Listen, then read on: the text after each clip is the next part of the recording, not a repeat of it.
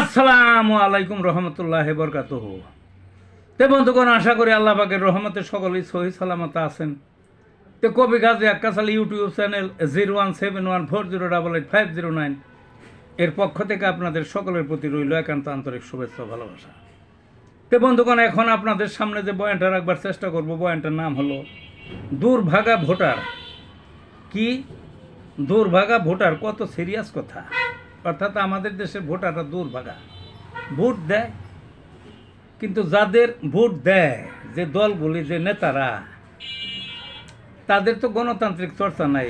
Vote তো দেয় যেখানে গণতন্ত্র আছে সেইখানে, কিন্তু জনগণ যে ভোট দেয়, কিন্তু যাদের ভোট দেয় তারা তো দলতন্ত্র বা পরিবারতন্ত্র বা রাজতন্ত্র, রাজবংশ হয়ে দাঁড়াইছে এক একটা, বুঝলেন না? ওই পূর্বাপুরুষে একটা দল করে গেছিল, ওই বংশের দ্বারা তারাই এগুলো হ্যান্ডেল করতেছে ওই দলটাকে। তাইলে তার গণতন্ত্র হইল না, গণতান্ত্রিক হইল না। কারণ আমাদের দেশের যদি মানুষগুলো শিক্ষিত সচেতন হইতো তাহলে তো তাদের ভোট দিত না। তারা বলতো যে গণতান্ত্রিক দল আগে তৈরি করো, গণতান্ত্রিক দল তৈরি করো। প্রত্যেকটা দলের যে লিডার আছে তাদের ভোটের মাধ্যমে, ওই দলের অভ্যন্তরীণভাবে ভোটের মাধ্যমে নির্বাচিত করে তারপরে আসো ভোট দিবে, তারপরে ভোট পাইবে। মানে এ দেশের মানুষের তার ওই রকম নাই, বুঝলেন না? ওই রকম জ্ঞান নাই। লেখাপড়ার ডিগ্রিধারী অনেক আছে, কিন্তু তারা এই দল বদলায়, ওই দল বদলায়, ওই যে দলে গণতন্ত্র নাই তাদের ভোট দেয়। এতে এই আর কি।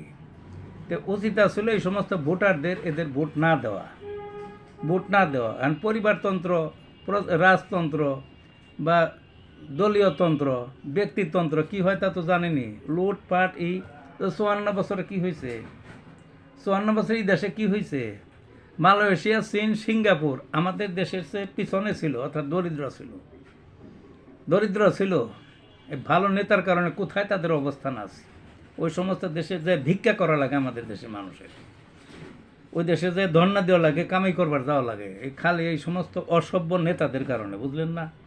কাজেই ভোটার আপনারা সামনে ভোট আইতেছে, আপনারা দেখবেন কোন দলের মাঝে গণতান্ত্রিক চর্চা আছে, পরিবারতন্ত্র নাই, সেইখানে ভোটটা দেওয়ার জন্য ভাববেন। তে ভালো থাকুন বন্ধুগণ।